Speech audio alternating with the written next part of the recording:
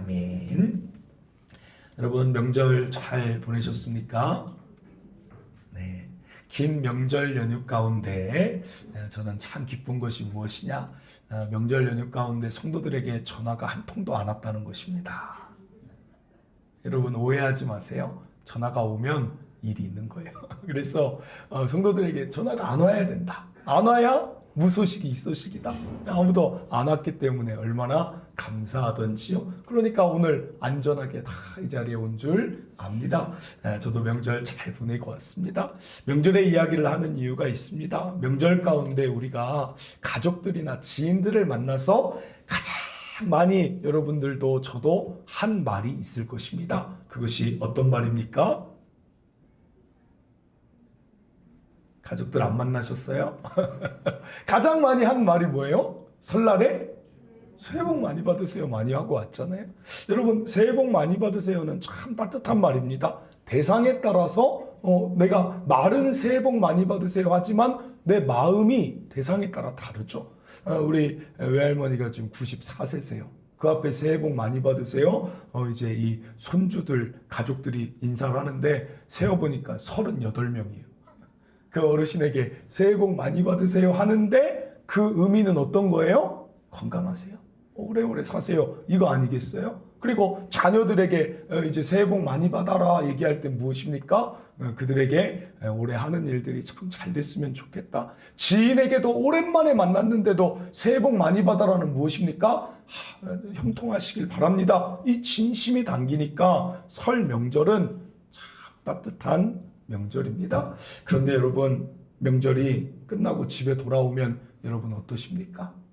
명절이 끝나고 집에 돌아오면 서로 분명히 새해 복 많이 받으세요라고 인사를 했는데 새해 복이 여러분에게 있습니까? 저는 가장 먼저 명절 끝나고 오니까 무엇이 왔냐면 몸살이 왔어요. 전주 내려가고 운전하고 또 정읍 가고 또 그 다음에 인천 갔다가 동탄 이렇게 오니까 그냥 당장 몸살이 나더라고요. 아니 분명히 새해 복 많이 받으라고 했는데 내 몸은 몸살이 오는 거예요. 그래서 금요일 날 가서 수액 맞고 왔어요. 여러분 집에 돌아오는 순간 마음이 어떻습니까? 지금 여러분 상태가 죄송해요. 썩 좋지 않아 보여요. 명절 증후군이라고 하나요? 후유증이라고 하나요? 명절 끝나고 돌아왔어요. 분명히 새해 복 많이 받으라고 해서 왔는데 머릿속에 돌아오는 길에 이제 걱정이 안가득입니다. 야, 명절 전에 그냥 그 일 해버릴 걸. 직장 가서 그 일 밀린 일 하려면 이제 큰일 났다. 야, 집안일 그거 밀린 일 하려면 큰일 났다. 여러분 참 마음이 당장 내일부터 이제 또 직장 나가려고 하니 얼마나 이 마음이 심란한지. 아니 새해 복은 다 어디 갔어요? 새해 복은 명절 때 함정입니까? 나아가 가정을 봐도 여전히 현실은 그대로면 새해 복과 우리의 삶이 거리가 먼 것 같아요. 그래서 여러분 우리는 복에 대해 생각해 봐야 돼요. 사람들이 말하는 새해 복 많이 받으세요의 복이 아니라 성경이 말하는 복이 무엇인가? 하나님이 우리에게 주시는 복은 무엇인가? 성경의 복을 알아야 진짜 복된 삶이 된다는 것입니다. 여러분 저는 저와 여러분이 정말 다 복된 삶 살았으면 좋겠어요. 한 사람도 빠짐없이 복은 돈이 아닙니다. 여러분 안에 채워질 것들, 필요한 것들, 어려울 때 그것을 넘어가는 그 복들이 여러분 삶에 가득하기를 원합니다. 그래서 오늘 본문을 주목하여 복이 무엇인지를 알아가길 원합니다. 오늘 본문은 복이 무엇인지 잘 나와요. 누가 등장하냐면 이삭이라는 사람이 나옵니다. 이삭은 아브라함의 아들입니다. 그런데 이 자가 어떤 상황을 맞이하는가? 1절 보겠습니다. 1절입니다. 아브라함 때의 첫 흉년이 들었더니 그 땅에 또 흉년이 들매 이삭이 그랄로 가서 블레셋 왕 아비멜렉에게 이르렀다. 그래요. 여러분 흉년이 들면 무엇이 문제입니까? 흉년은 말 그대로 이 말랐다는 뜻입니다. 먹을 것이 없어요. 그러면 당장 걱정이 되는 게 이삭의 걱정이 무엇일까요? 흉년일 때 먹을 것이 없으면 야 뭘 먹고 살지? 이게 걱정일 것 같아요. 그런데 여러분 이삭은 어떤 자였냐면 이삭은 가축을 치는 자예요. 목자입니다. 그러면 가장 먼저 걱정은 가축에게 가 있어요. 제가 저희 외삼촌이 정읍에서 소를 키우세요. 그런데 명절 때 꼭 하는 일을 옆에서 제가 이렇게 보면 늘 CCTV로 소를 봐요. 그리고 때가 되면 명절에 가족들이 아무리 모여 있어도 때 되면 밥 주러 가요. 여러분, 가축은 배고픔을 견디는 게 아닙니다. 우리가 기르는 가축은 먹을 것을 제때 주지 않으면 면역력이든 뭐든 기력이 쇠하여지는 거예요. 사람은 물만 먹어도 그것을 견디지만 가축은 죽어갑니다. 조선시대에 흉년이 들면 가장 많은 피해는 짐승, 가축의 피해였어요. 여러분, 그러니까 이삭은 가축을 치면서 그것을 통해 생계를 유지했는데 흉년이 들면 가장 먼저 무엇이 죽습니까? 가축이 죽어나가는 거예요. 가축이. 우리는 자연 앞에 참 무기력합니다. 그런데 이 이야기가 어떻게 이어집니까? 이게 놀라운 이야기로 이어져요. 그래서 보는 것입니다. 12절 봅니다. 이삭이 그 땅에서 농사하여 그 해에 여러분 몇 배를 얻었습니까? 100배. 여러분 갑자기 눈이 번쩍 뜨이시는 것 같아요. 100배나 얻었다는 거예요. 그 땅에. 이걸 좀 살펴볼 게 뭐냐면 원래 농사를 하면 그 지역에서는 30배 정도 거둔다고 합니다. 왜 30배를 거두냐면 우리가 상추 씨를 하나 뿌려도 어때요? 그 씨에서 많은 게 자라잖아요. 그게 농사하는 이유잖아요. 그런데 이때는 흉년이기 때문에 얻은 게 없어요. 그러니까 진짜 100배인 거예요. 진짜 100배. 사랑하는 성도 여러분, 저는 이 말씀 처음 봤을 때 한참을 멈춰 있었던 것 같아요. 아니, 말이 도저히 안 맞습니다. 흉년인데 어떻게 그 땅에서 100배가 날 수 있는가? 말이 안 맞잖아요. 말이. 여러분, 그 이유가 정확하게 나오는데 이어서 봅니다. 12절입니다. 여호와께서 복을 주심으로. 오늘 기억할 첫째, 꼭 기억하세요. 복은 하나님이 주시는 것입니다. 여러분 이거 꼭 기억하셔야 돼요. 복의 주체는 하나님이시라는 거예요. 여러분 이 복이라는 단어를 오늘 주일 설교 가운데는 꼭 기억하셨으면 좋겠는데 세상이 말하는 복 말고 여러분이 지금까지 복 받으세요 할 때 생각하는 복 말고 성경이 말하는 히브리어로 이 단어가 복이 바라크라는 단어예요. 그런데 이 바라크라는 단어의 어원이 어디서 왔냐면 이 단어가 꼭 여러분 머릿속에 연상됐으면 좋겠어요. 바라크를 외우기보다는 바라크는 어디서 왔는가? 무릎에서 출발한 단어예요. 무릎. 그래서 이걸 두 가지로 전통적인 두 가지 해석이 있습니다. 바라크, 복이 왜 무릎과 관련이 되는가? 두 가지 해석 중에 하나가 무엇이냐면 바로 하나님이 무릎을 낮춰주셔서 우리를 들고 일어나신다는 거예요. 이게 히브리어에서 말하는 복이라는 것입니다. 여러분 생각해 보세요. 흉년의 상황에 이삭이 아무리 씨를 뿌린다고 100배를 거둘 수 있겠습니까? 흉년의 상황을 아무리 이겨낼 수 있겠습니까? 사람이 일어나려고 무릎을 아무리 세우고 내가 내 깨금발이라고 하죠. 아무리 발 뒤꿈치를 든다 한들 우리가 어디까지 잘할 수 있겠어요? 여러분 그게 우리라는 것입니다. 그런데 복은 어디서 옵니까? 하나님, 그 높으신 하나님이 우리의 상황을 알고 우리에게 맞춰주셔서 우리를 들고 일어나 주시면 그게 복이라는 거예요. 그게 복. 사랑하는 성도 여러분, 죄송한 이야기 하나 드립니다. 죄송한 이야기가 무엇이냐? 죄송하면서도 현실의 이야기 드립니다. 지금 여러분이 살아가는 그 삶, 누리는 삶은 여러분 실력 아닙니다. 여러분 실력으로 여기까지 온 거 아닙니다. 저는 가끔 언제 이런 생각을 하냐면 제가 보는 사이트가 있어요. 기도24 365라고 그 사이트에 들어가면 3개 기도 제목이 나와요. 제가 거기 들어가서 이런 일들 놓고 기도해야겠다. 이런 일들 보고 이 땅에 이런 일들이 있구나. 그걸 제가 보는데 거기에 보면 이게 지금 동시대가 맞나? 이런 생각이 드는 일들이 전 세계에 얼마나 많이 일어나는지 몰라요. 지금도 전쟁, 기근, 다툼이 2026년이 맞나? 이게 지금 지구 저편에서 일어나는 문제가 맞나 하는 일들이 얼마나 많이 있는지. 여러분이 대한민국 태어나지 않았으면 지금 이렇게 사는 삶이 여러분 실력이라고 할 수 있겠습니까?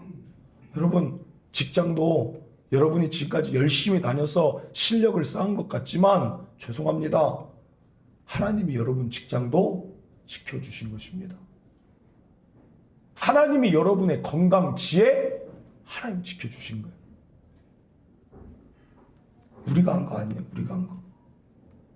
그런데 여러분, 사람들은 어떻게 삽니까? 내 힘으로 사는 거예요. 내 그 깨금 발을 어떻게든 높이해서 이 상황의 어려움을 이겨내보자. 신명기 30장 15절. 보라, 내가 오늘 생명과 복과 사망과 화를 내 앞에 두었나니. 여기에 포인트가 무엇입니까? 내가예요. 내가. 하나님이 두시는 거예요. 하나님이. 야고보서 1장 17절. 온갖 좋은 은사와 온전한 선물이 다 어디서부터 옵니까? 위로부터 오는 것입니다. 공급자 대신 하나님이 내려 주시는 것을 우리는 받아 누리는 게 성경이 말하는 바라크, 복이라는 것입니다. 사랑하는 성도 여러분, 그래서 한번 잘 생각해 보세요. 내가 내 힘으로 사는가? 내가 내 깨금발 들고 사는 사람들의 특징이 있습니다. 어떤 특징이 있을까요? 늘 바쁩니다. 늘 분주합니다. 오늘 사실 이삭 같은 경우는 목자이기 때문에 어떻게 살아야 됩니까? 물 찾아가야 돼요. 먹을 애굽으로 계속 내려가는 이유가 애굽은 나일강이 있기 때문에 늘 그래도 옆에 목초지가 있는 것입니다. 그러니까 흉년이 나든 뭐가 나면 다 애굽으로 가는 것입니다. 강대국이기도 하지만 거기에는 물이 있습니다. 그러니까 여러분 늘 바쁜 거예요. 목자로 사는 삶, 이 땅에서의 삶, 내가 내 해결책을 찾으려면 늘 바쁜 거예요. 어디 학교를 들어가면 내가 잘 될까? 내가 어떤 직장 들어가면 내가 잘 될까? 내가 어떻게 살아가면 더 잘 될까? 내 자녀를 어디서 키워야 더 잘 될까? 늘 분주하게 산다는 것입니다. 그게 나를 의지하여서 내가 복된 사람 되려는 자들의 특징이라는 것이죠. 그런데 하나님의 바라크를 인정하는 자들은 어때요? 기도한다는 것이죠. 엎드린다는 것이죠. 사랑하는 성도 여러분, 시편 59편 16절. 나는 주의 힘을 노래하며 아침에 주의 인자하심을 높이 부르오리니 주는 나의 요새시고 나의 환난 날의 피난처 시민이다. 오늘 저와 여러분 어떤 복을 누리며 살아가고 있는지 꼭 이 말씀 앞에 생각해 보시길 바랍니다. 그리고 두 번째 바라크의 뜻이, 바라크 하면 무엇이 떠오르길 바란다고 했습니까? 무릎이죠. 무릎. 두 번째 해석은 무엇이냐? 바로 하나님 그 앞에 나의 무릎을 꿇는 태도를 말합니다. 하나님도 우리를 맞춰주시기 위해 무릎을 꿇지만 그 앞에 우리를 들어 올리기 전에 그 앞에 겸손하게 무릎을 꿇는 것이 곧 복이 된다는 것입니다. 무언가를 받는 게 복이 아니라 그 앞에 이미 내가 무릎을 꿇는 게 복이에요. 무릎을. 여러분 12절 다시 봅니다. 이삭이 그 땅에서 농사하여 그 해에 100배나 얻었고 여호와께서 복을 주셨다. 여기 이 12절에서 여러분들이 한번 찾아보셨으면 좋겠어요. 야, 참 이상하다. 참 이상한 단어가 저기 들어가 있구나. 이상한 행동이 들어가 있구나. 어떤 단어가 보이십니까? 뭐가 좀 안 맞지 않아요? 뭐가 좀 이상합니까? 저 12절에서? 아, 그렇죠. 여러분, 제가 아까 이삭은 뭐 하는 자라고 말씀드렸어요? 가축 치는 자가 왜 갑자기 농사를 합니까? 저는 이것을 이렇게 생각합니다. 2절 봅시다. 2절. 여호와께서 이삭에게 나타나 이르시되 애굽으로 내려가지 말고 내게 지시하는 땅에 거주하라. 이 땅에 거주하면 내가 너와 함께 있어 내게 복을 주고 내가 이 모든 땅을 너와 내 자손에게 주리라. 내가 내 아버지 아브라함에게 맹세한 것을 이루어 내 자손을 하늘의 별과 같이 번성하게 하며 이 모든 땅을 내 자손에게 주리니 내 자손으로 말미암아 천하 만민이 복을 받으리라. 여러분 애굽으로 이삭이 가고 싶었는데 못 가게 있습니다. 하나님께서. 그리고 지금 이 땅에 거주하라고 하셨어요. 그런데 여러분 당장 그 땅에 가보니까 그 땅에 있는데 가축은 계속 죽어가는 거예요. 계속해서 곡식은 없어지는 것입니다. 그러니까 이때 이삭이 하는 일이 무엇입니까? 두 가지죠. 세 가지죠. 세 가지. 하나는 하나님 말씀대로 순종의 무릎을 꿇고, 그리고 또 하나는 무엇입니까? 야, 이 땅에서 저는 이 씨 뿌림이 무엇으로 여겨지냐면 그냥 몸부림으로 느껴져요. 몸부림. 그냥 살고 싶은데 가축이 먹을 게 없어요, 당장. 그러니까 옆에 있던 씨라도 아니면 가지고 있던 씨 누구한테 구해서라도 이게 조금이라도 나지 않을까 하는 그냥 몸부림치는 거예요. 여기에서 하나님이 100배를 더하여 주실 줄 믿습니다 한 게 아니라 그냥 내가 살아가는 그 삶에서 오늘 내가 할 수 있는 그 하나의 일을 그냥 하는 거예요. 그냥 가축을 칠 수가 있습니까? 먹을 것이 없는데. 그러니까 이거라도 그냥 하나님 앞에 순종의 걸음을 걷는 이 자리에서 내가 할 수 있는 일을 한다는 거예요. 내가 할 수 있는 하나의 일을 묵묵하게 한번 해보는 것입니다. 여기에서 복이 나올 줄은 전혀 생각을 못하는 거죠. 그런데 여러분, 뭐 하나가 빠졌어요? 하나가 빠진 것은 참 이상한 하나가 또 빠져 있어요. 그것은 이삭이 원망 불평하지 않는다는 것이죠. 여러분, 참 이상한 본문이에요. 묵상해 보세요. 왜 도대체 하나님은 이 가축이 먹을 것도 없고 내 생계가 뻔히 여기서 나오는 줄 아는데 왜 가축이 죽어가는 상황에 여기에 머물라고 할까? 당장 애굽만 가면 살 것 같은데 왜 여기에 머물라고 하십니까? 하나님 이해가 안 됩니다. 이런 이야기가 하나도 나오지 않아요. 이삭이 아브라함 그때부터 이런 모습이 나오죠. 그러니까 남다르다는 거예요. 이삭이 아브라함이 자기를 결박하여서 제사를 드리려고 하는 그 순간에도 여러분 성경에 이삭은 아무 말도 하지 않아요. 어린 양은 어디 있습니까를 처음에 묻고 나서는 이삭의 말은 하나도 나오지 않아요. 여러분 이게 참 특이한 포인트. 무엇이 빠졌어요? 원망과 불평이 빠졌다. 그러므로 오늘 기억할 둘째입니다. 복은 좋은 태도에서 거두어지는 것입니다. 여러분 흉년의 상황에 성실하고 순종하고 원망이 없다는 것은 참 남다른 일이라는 거예요.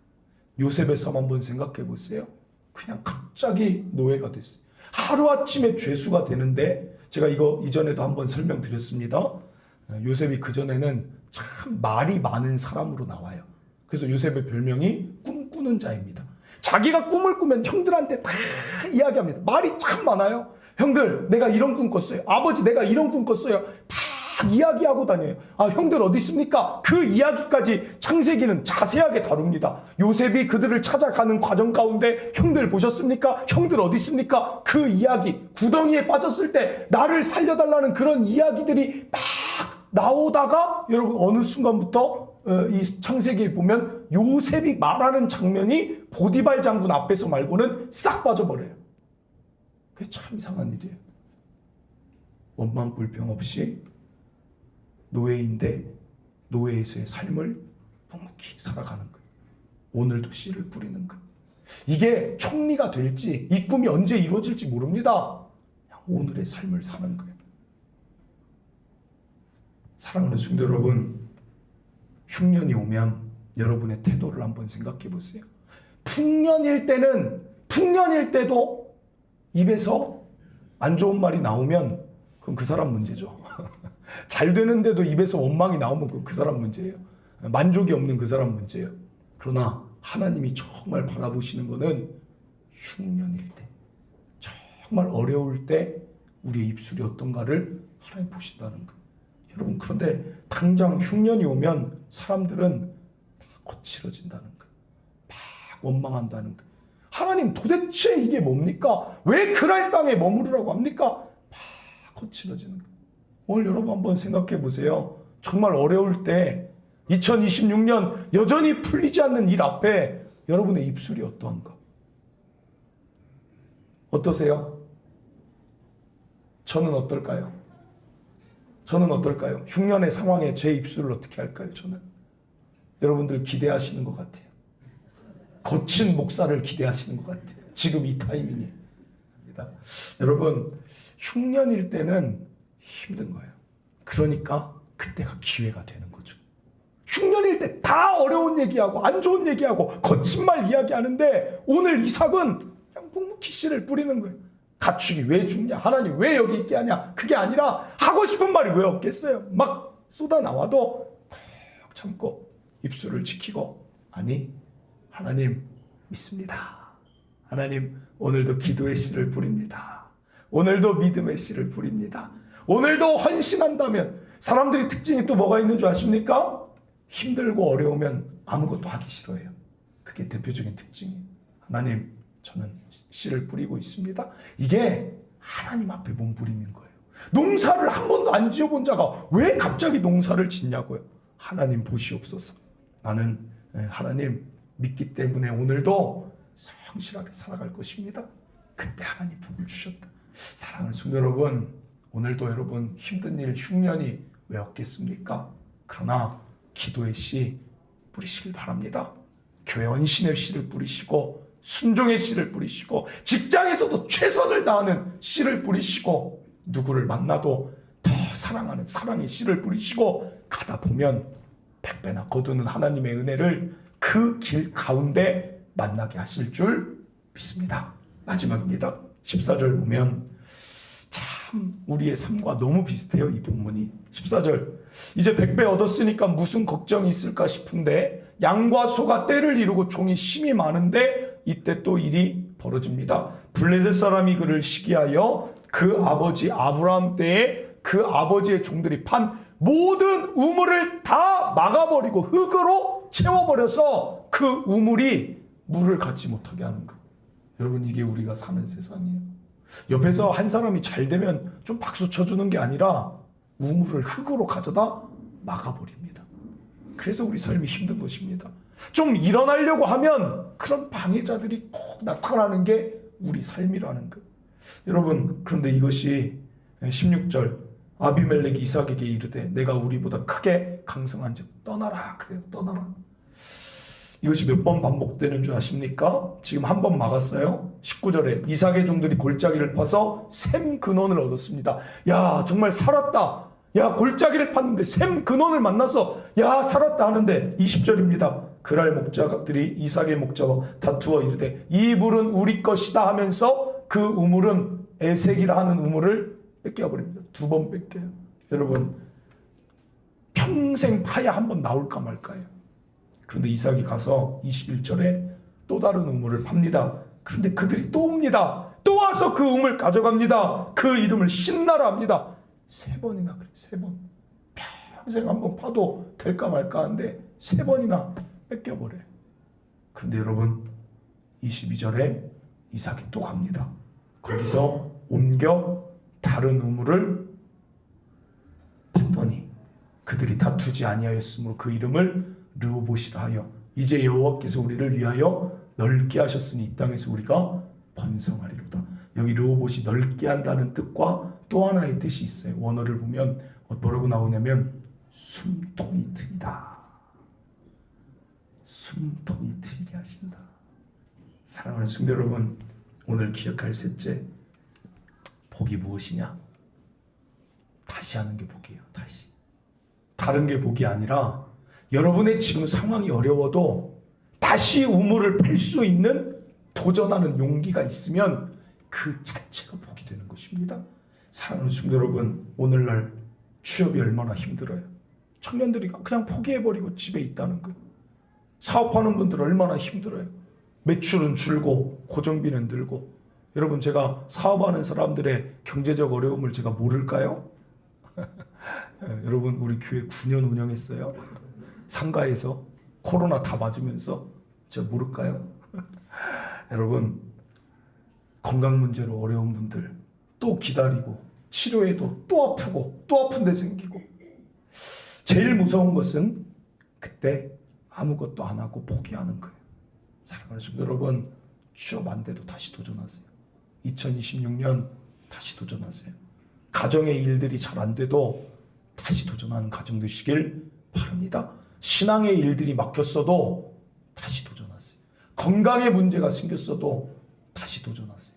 다시 도전하고 달려가다 보면 하나님이 샘의 근원, 르호봇, 숨통이 트이게 하시는 날이 반드시 옵니다. 반드시 와요. 그러니까 이삭이 다투질 않아요. 마지막에는 우물이 있어서 다투지 않은 게 아니라 그냥 그 자리를 피해버립니다. 나중에는 이 르호봇도 여러분 내려놓고 이삭이 다른 데로 가버립니다. 왜요? 왜 그렇습니까? 가면 또 하나님이 복의 주체가 내가 파고 도전하고 달려가면 또 은혜 주신다는 것이 이제는 그의 삶을 통해 믿어지기 때문에 이제는 더 이상 다툴 게 없어요. 그랄 땅에 머물지도 않습니다. 그리고 부엘세바로 올라가는 거예요. 사랑하는 성도 여러분, 잠언 24장 16절입니다. 대저 의인은 하나님 자녀예요. 7번 넘어질지라도 다시 여러분 다시 일어나시길 바랍니다. 다시 일어나 달려가면 우리 하나님 자녀 아닙니까? 우리 하나님의 복된 자녀라면 하나님이 그 여러분의 달려가는 걸음 위에 반드시 은혜 주십니다. 반드시 샘의 근원을 만나게 하실 줄 믿고 여러분 포기하지 말고 좌절하지 말고 일어나 달려가시기를 바랍니다. 말씀을 맺습니다. 오늘 흉년을 맞이한 이삭이 어떤 일을 하였는가? 첫째, 이삭의 삶을 통해 알 수 있는 첫째, 복은 하나님이 주신다. 둘째, 복은 좋은 태도에서 거두는 것이다. 셋째, 다시 살아가는, 다시 파는 다시의 태도가 복이 된다. 기억하시길 바랍니다. 우리 함께 찬양 부르고